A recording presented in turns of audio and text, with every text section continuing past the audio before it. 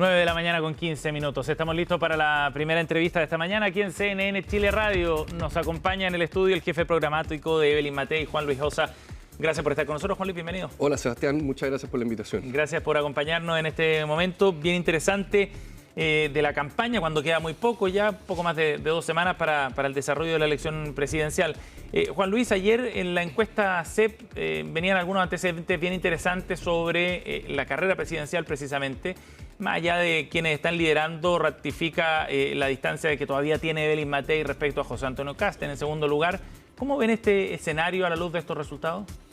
A ver, bueno, la encuesta CEP es una encuesta muy seria, es al igual que otras encuestas, tiene una metodología sumamente respetable, interesante, y por lo tanto la tomamos en ese sentido y con ese rigor, ¿no? Ocurre, sin embargo, que lo que nosotros estamos viendo en la calle es una cuestión muy especial, muy notable. Cada vez que Evelyn Matei se acerca a una población, cada vez que Evelyn Matei camina en una calle, cada vez que Evelyn Matei visita alguna región, el encuentro con las personas comunes y corrientes, las que muchas veces no están representadas en la encuesta, es realmente increíble, ¿no? El imán que ella genera. A mí me ha tocado acompañarla, estuve en Antofagasta con ella, estuve en Temuco con ella, y simplemente no se puede caminar por las calles. Entonces nosotros estamos todavía expectantes y confiados de que de acá a 2 semanas el voto se va a decidir y se va a decidir por nosotros y que vamos a pasar a segunda vuelta. ¿Por qué eso no se refleja en las encuestas? No lo sé, yo creo que aquí hay una cuestión que todavía está por analizarse, que es el efecto del voto obligado, ¿no? Como digo, yo tengo el mayor respeto por todas las encuestas, la encuesta CEP además la conozco muy bien, pero creo que todavía nos falta conocer, medir un poquito mejor qué es lo que está pensando el votante obligado. Porque hace 2 o 3 años votó por la lista del pueblo, por decirlo así, y hoy está mucho más cargado hacia la derecha. Una de las noticias que tiene la encuesta CEP es que efectivamente el país se fue o cultural o coyunturalmente hacia la derecha. Eso no cabe ninguna duda. Eso es lo que muestran las encuestas por el respaldo que tienen los candidatos de oposición. Juan Luis, ahora, el factor del voto obligado, ¿qué significa en términos de el desarrollo de la campaña y sobre todo en el efecto que puede tener en la recta final de la campaña? Significa que hay que hablarle a las personas con ejemplos muy concretos. Nosotros hemos hecho un esfuerzo muy largo y muy, digamos, en el día a día, digamos, de dar a conocer nuestras propuestas para que vayan en ayuda de esas personas que lo están pasando mal.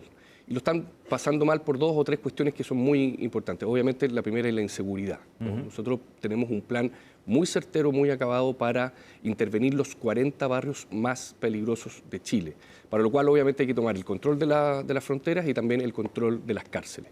Lo están pasando mal porque muchos de ellos no llegan a fin de mes. Es decir, la economía doméstica, la plata para el bolsillo no está alcanzando, ¿no? Y nosotros tenemos planes de subsidio, planes para generar 1 millón de empleos. Esa es otra crisis muy notable. Y lo están pasando mal, para ya ponerte un tercer lugar, hay más, pero creo que hay un tercer punto, que dice relación con las listas de espera, ¿no?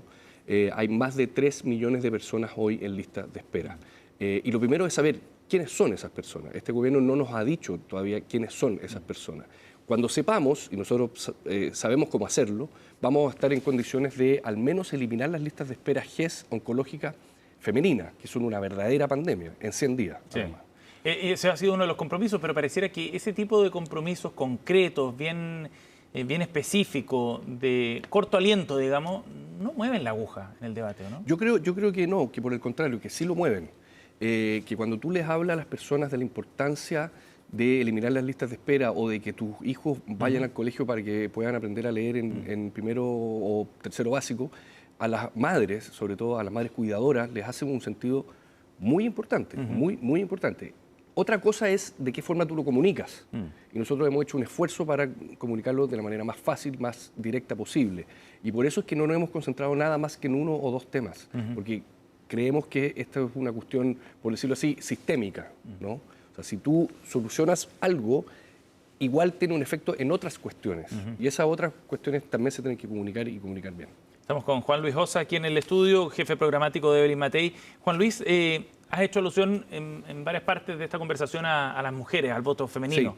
Y la propia candidata, en su mensaje en el primer minuto que tenían de libre disposición en el último debate del domingo en Canal 13, también hizo un mensaje directamente a las mujeres. Así es. ¿Hay ahí una clave también importante para el desenlace electoral? Absolutamente, pero no solo en términos pragmáticos, sino que porque efectivamente son las mujeres en Chile las que peor lo están pasando, ¿no? Cerca del 10% de mujeres no tienen empleo. Hay muchísimas cuidadoras, que el ser cuidadora hasta hace 5 años era como una cosa familiar, digamos, ¿no? Mira, sí, a mí me cuida mi tía, mi prima, etcétera. No, pero la labor de la cuidadora tiene que ser recompensada. Hoy ganan 33.000 pesos al mes. En nuestro programa queremos subir eso a 100.000 pesos, ¿no? que es un cambio bien sustancial. También creemos que tiene que haber subsidios al empleo formal femenino, ¿no? Que también lo contempla nuestro programa. Porque, insisto, las mujeres se llevan la mayor parte de la carga.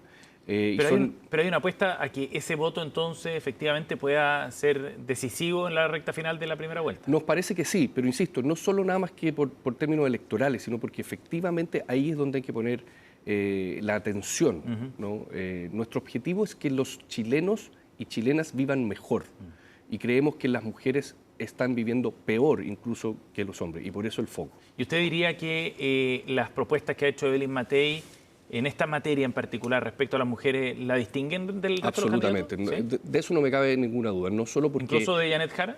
Absolutamente, o sea, es cuestión de ver los dos programas. El programa nuestro tiene un foco en la mujer que no vi en ningún otro programa, con medidas muy concretas, que tienen que ver con la seguridad, que tienen que ver con el combate al narcotráfico y sobre todo con el empleo, insisto en eso, ¿no?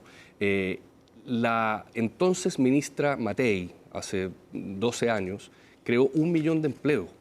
Creó la sala, el postnatal de 6 meses. Es decir, ella tiene una historia a favor de las mujeres que yo al menos no he visto en ninguna otra candidatura, ni siquiera en la de Jara. ¿Es una candidatura feminista en ese sentido la de Evelyn Matei?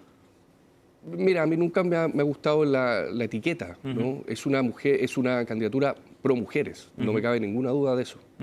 Y que ese es un elemento bien distintivo a la hora de evaluar contra quienes está compitiendo por ese segundo lugar, Evelyn Matei, ¿no? Que es José Antonio Caz y Johannes Kaiser. ¿Usted diría que es un programa que efectivamente pone en el centro a las mujeres y lo diferencia de esas dos candidaturas? Como te digo, yo en comparación con otros programas, el nuestro pone efectivamente un foco muy grande en la vida social de las mujeres, ¿no?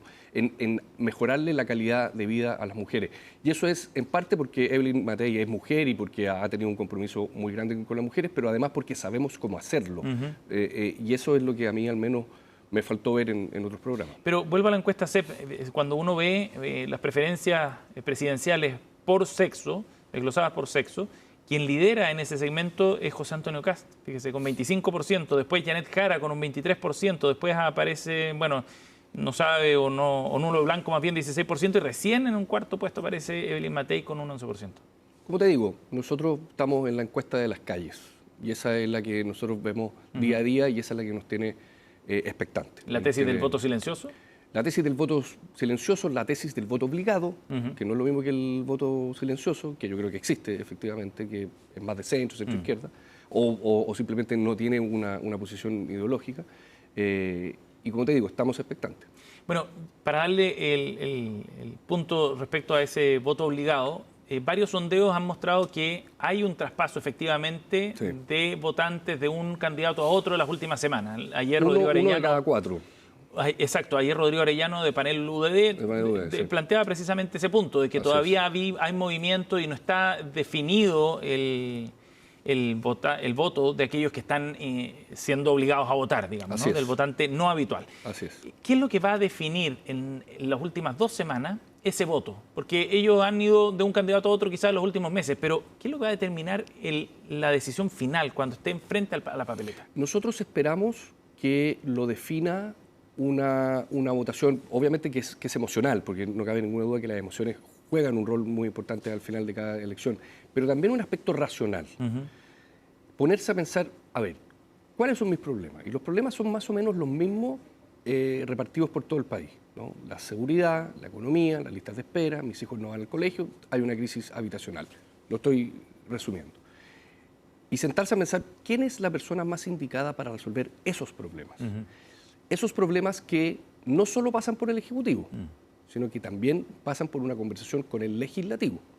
Y la candidatura de Evelyn Matei se ha puesto el objetivo de ser la más transversal posible, sin perder de vista los principios, pero sí siendo conscientes de que muchas cosas deben pasar por el Congreso y por lo tanto hay que negociar, hay que dialogar. Bueno, eso es una decisión más racional, si tú quieres, pero que está construida en base al liderazgo de Evelyn Matei, ¿no? Que es un liderazgo emocional y también racional. ¿Y ese es un rasgo que solo tiene Evelyn Matei? Me parece que en estas circunstancias, con los 8 candidatos que hay, Evelyn Matei cumple sin lugar a dudas el rol más transversal y negociador de toda la elección. ¿No ve esa capacidad negociadora, por ejemplo, en José Antonio Cast o Johannes Kaiser? La veo absolutamente clara, prístina y presente en Evelyn Matei. ¿Y en José Antonio Cast y Kaiser? Como te digo, la veo 100% en Evelyn Matei. Me costaría pensar que otros candidatos pudieran apelar al voto de demócratas, al voto de los amarillos, ir más allá de sus respectivas necesidades, urgencias o identidades. Y estoy 100% seguro que Evelyn Matei sí tiene ese rol. Lo ha demostrado históricamente en su vida como política. Esa experiencia de gestión, digamos. De gestión y de negociación. Y de negociación. Sí. A propósito de eso, uno de los puntos de crítica hacia el Partido Republicano y José Antonio Cast en particular, pero también esto excede a Johannes Kaiser, es que no han tenido esa disposición al diálogo, esa disposición a negociar. Y se habría reflejado, por ejemplo, en la última reforma previsional. De hecho, el presidente hacía alusión a algo de eso ayer también indirectamente. ¿Usted lo ve así también? Yo veo lo siguiente. Cuando tuvieron la posibilidad los republicanos de llegar a un acuerdo por el bien del país, me refiero al segundo proceso constituyente, no lo lograron. Esa es la verdad. Y no lo lograron porque en verdad no quisieron. No tuvieron voluntad para hacerlo. Es que es cuestión de recordar el pasado reciente, digamos, de hace 1 año y medio o 2 años. Tuvieron la posibilidad de hacerlo y no lo hicieron. Y por eso es que Evelyn Matei ha insistido tanto en que, si bien uno tiene que defender los principios, obviamente, ella es una persona de centro derecha, al mismo tiempo sabe que los problemas de la gente son tan grandes, son tan estructurales, que hay que sentarse a conversar para solucionarlos. Porque si no, es pan para hoy y hambre para mañana. ¿Y qué efectos tiene eso, si es que está la voluntad o la capacidad de negociar? ¿Qué efectos tiene desde el punto de vista de la gobernabilidad? Porque ese ha sido un tema bien resaltado ahora. Víctor Pérez hace un tiempo decía aquí, lo más difícil no es ganar la elección, es gobernar después. Estoy bastante de acuerdo con esa afirmación. Lo importante no solo es el 11 de marzo, lo importante yo te diría son los siguientes 3 meses. Lo mucho o poco que tú le demuestras a la ciudadanía que eres capaz de solucionar sus problemas. Y muchos de esos problemas se pueden solucionar desde el Ejecutivo, pero muchos otros no. Y por eso la capacidad de diálogo es tan importante. Juan Luis, estamos con Juan Luis Osa, jefe programático de Evelyn Matei aquí en CNN Chile Radio. ¿Qué va a pasar en esos primeros 3 meses si es que Evelyn Matei llega al gobierno? Usted dice que son 3 meses clave. Sí. Bueno, nosotros presentamos en la tercera hace poco los primeros 100 días de gobierno y los vamos a estar mostrando sistemáticamente en las 2 o 3 semanas que quedan, ¿no? Va a pasar, me da la impresión, un cambio, se va a notar un cambio muy grande en 2 o en 3 materias. Una, en el control de la seguridad. Ella ya ha sostenido que la noche del 11 de marzo va a estar en la frontera, alojando en la frontera. Vamos a tomar el control de la inmigración irregular. Lo vamos a hacer. Vamos a presentar una reforma constitucional para que los militares se hagan cargo ya concretamente y por un buen tiempo de la frontera. Vamos a ver una señal muy pro mercado, muy pro crecimiento económico. El crecimiento económico es lo único que realmente genera empleos en el largo plazo y vamos a haber terminado con las listas GES oncológicas femeninas. Eso ya es un cambio muy notable que se va a palpar, va a ser tangible, ¿no? Y eso va a ser porque lo hemos pensado mucho, porque hemos 2 años que estamos trabajando en esto, porque tenemos a los mejores técnicos, de eso no cabe ninguna duda, es el mejor programa. Y estamos prestos a gobernar. Hay que ganar, obviamente, pero una vez que que pasemos a segunda vuelta. Estoy muy seguro de que vamos a llegar a la moneda y que entonces nos vamos a tener que enfocar en lo más urgente. Ya veremos qué pasa el próximo 16 de noviembre. Juan Luis Ossa con nosotros aquí en CNN Chile Radio. Gracias por haber venido. Chao, gracias. Chao, buen día.